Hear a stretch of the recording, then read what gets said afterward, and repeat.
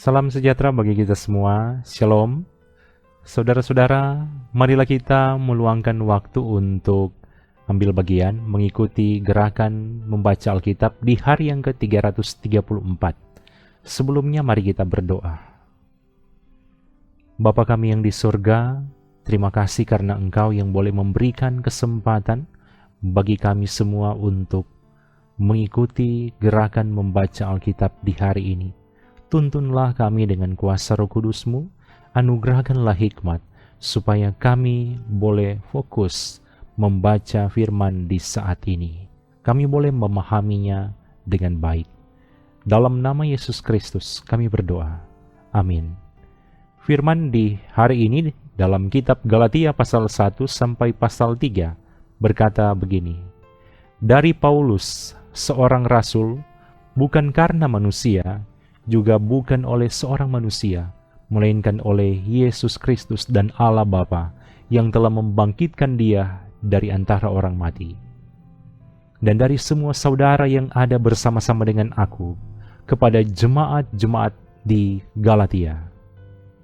Kasih karunia menyertai kamu, dan damai sejahtera dari Allah Bapa kita dan dari Tuhan Yesus Kristus, yang telah menyerahkan dirinya karena dosa-dosa kita, untuk melepaskan kita dari dunia jahat yang sekarang ini, menurut kehendak Allah dan Bapa kita. Baginya lah kemuliaan selama-lamanya. Amin. Aku heran bahwa kamu begitu lekas berbalik daripada Dia, yang oleh kasih karunia Kristus telah memanggil kamu dan mengikuti suatu Injil lain, yang sebenarnya bukan Injil. Hanya ada orang yang mengacaukan kamu dan yang bermaksud untuk memutarbalikan Injil Kristus.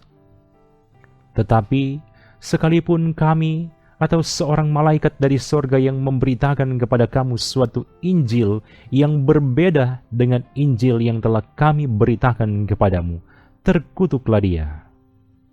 Seperti yang telah kami katakan dahulu, sekarang kukatakan sekali lagi, jikalau ada orang yang memberitakan kepadamu suatu Injil yang berbeda dengan apa yang telah kamu terima, terkutuklah dia. Jadi, bagaimana sekarang? Adakah ku cari kesukaan manusia atau kesukaan Allah? Adakah ku coba berkenan kepada manusia? Sekiranya aku masih mau mencoba berkenan kepada manusia, maka aku bukanlah hamba Kristus.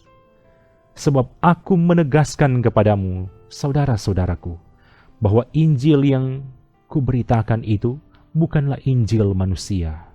Karena aku bukan menerimanya dari manusia, dan bukan manusia yang mengajarkannya kepadaku, tetapi aku menerimanya oleh penyataan Yesus Kristus.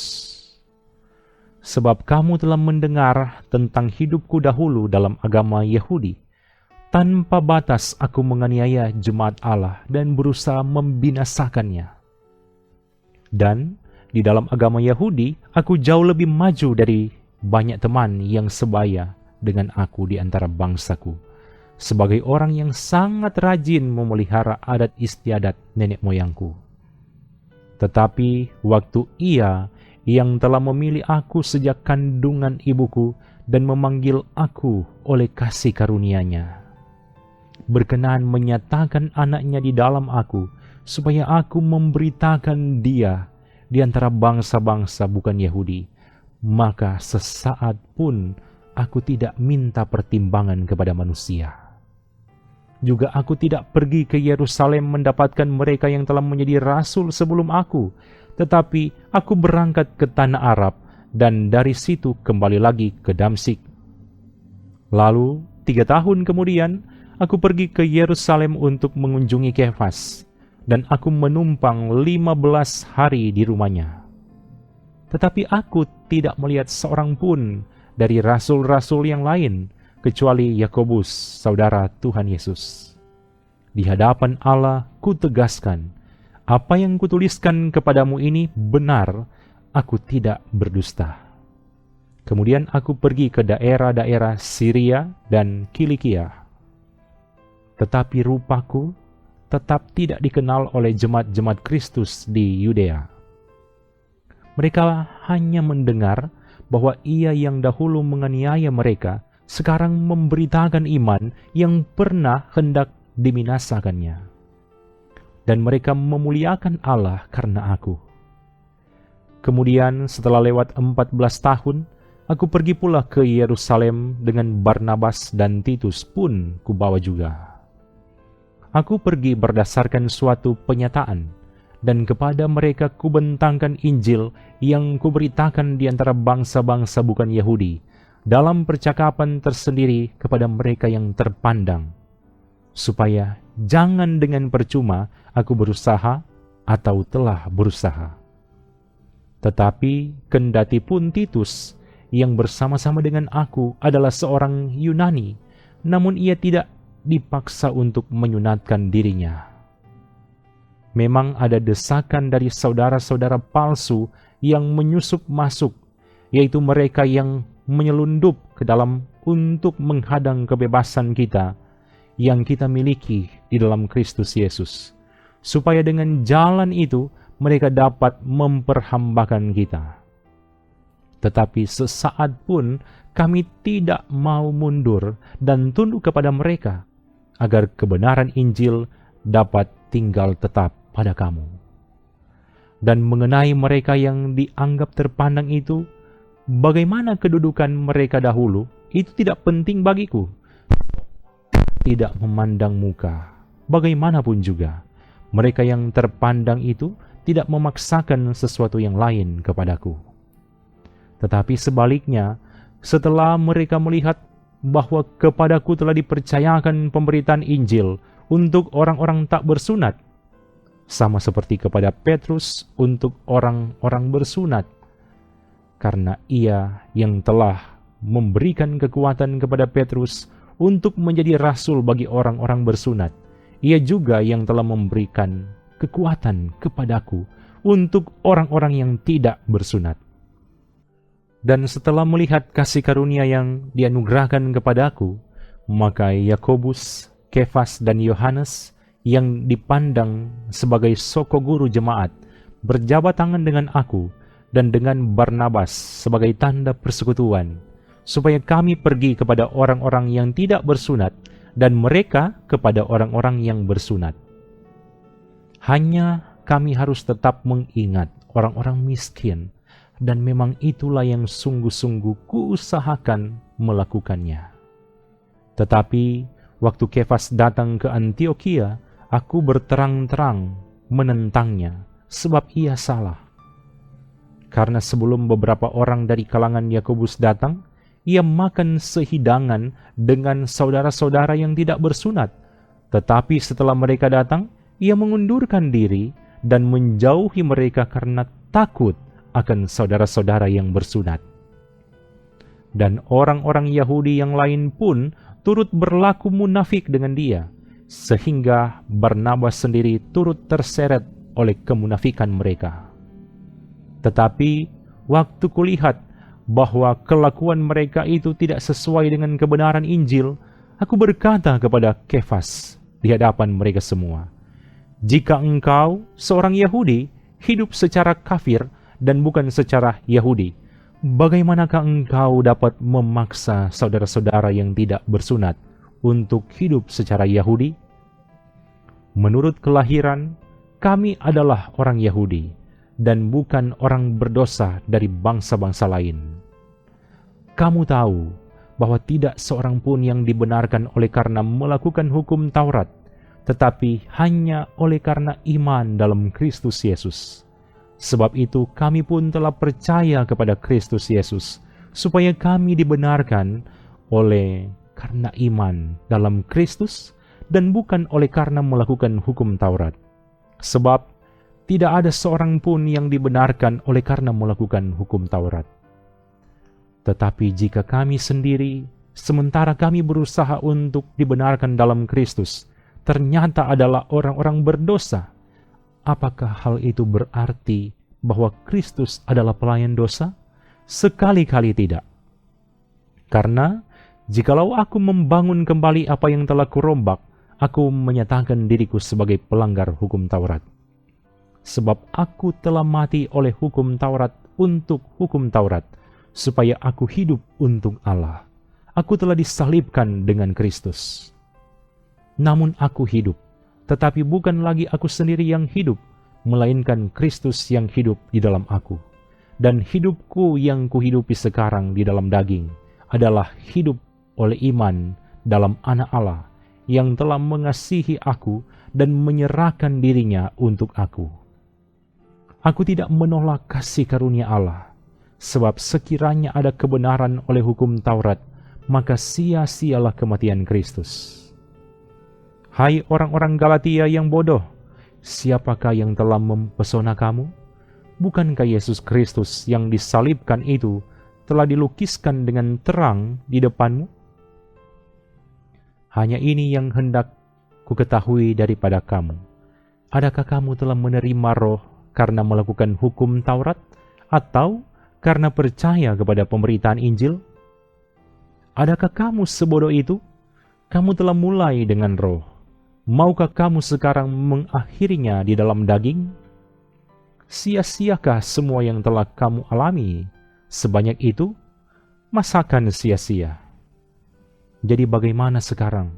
Apakah Ia yang menganugerahkan Roh kepada kamu dengan berlimpah-limpah dan yang melakukan mujizat di antara kamu, berbuat demikian karena kamu melakukan hukum Taurat, atau karena kamu percaya kepada pemberitaan Injil? Secara itu jugalah Abraham percaya kepada Allah, maka Allah memperhitungkan hal itu kepadanya sebagai kebenaran. Jadi kamu lihat bahwa mereka yang hidup dari iman, mereka itulah anak-anak Abraham. Dan kitab suci yang sebelumnya mengetahui bahwa Allah membenarkan orang-orang Yahudi oleh karena iman, telah terlebih dahulu memberitakan Injil kepada Abraham. Olehmu segala bangsa akan diberkati. Jadi mereka yang hidup dari iman, merekalah yang diberkati bersama-sama dengan Abraham yang beriman itu. Karena semua orang yang hidup dari pekerjaan hukum Taurat berada di bawah kutuk, sebab ada tertulis, terkutuklah orang yang tidak setia melakukan segala sesuatu yang tertulis dalam kitab hukum Taurat. Dan bahwa tidak ada orang yang dibenarkan di hadapan Allah karena melakukan hukum Taurat adalah jelas, karena orang yang benar akan hidup oleh iman.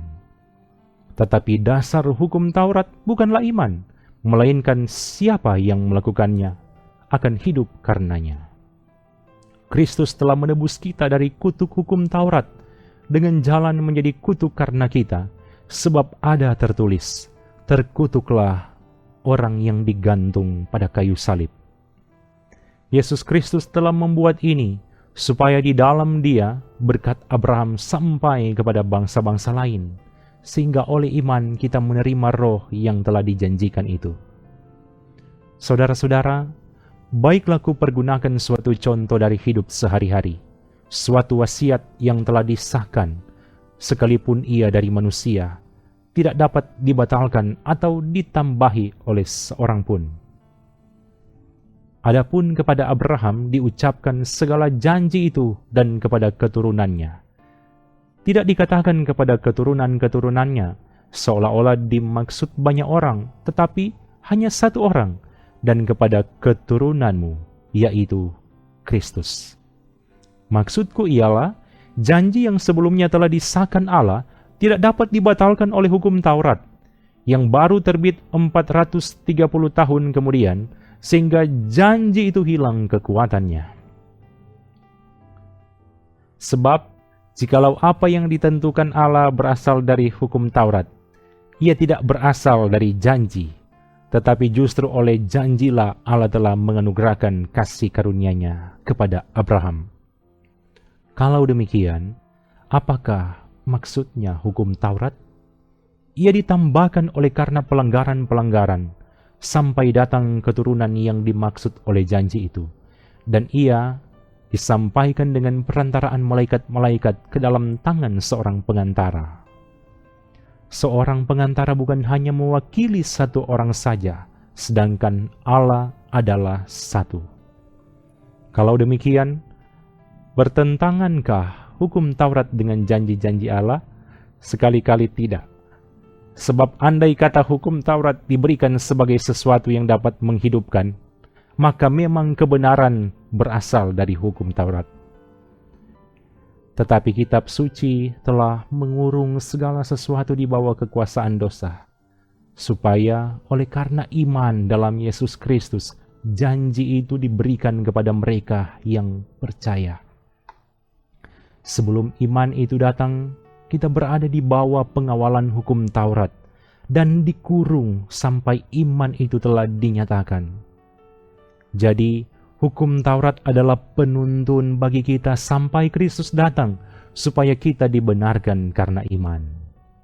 Sekarang iman itu telah datang, karena itu kita tidak berada lagi di bawah pengawasan penuntun. Sebab kamu semua adalah anak-anak Allah karena iman di dalam Yesus Kristus. Karena kamu semua yang dibaptis dalam Kristus telah mengenakan Kristus. Dalam hal ini, tidak ada orang Yahudi atau orang Yunani, tidak ada hamba atau orang merdeka, tidak ada laki-laki atau perempuan, karena kamu semua adalah satu di dalam Kristus Yesus. Dan jikalau kamu adalah milik Kristus, maka kamu juga adalah keturunan Abraham dan berhak menerima janji Allah. Mari kita berdoa.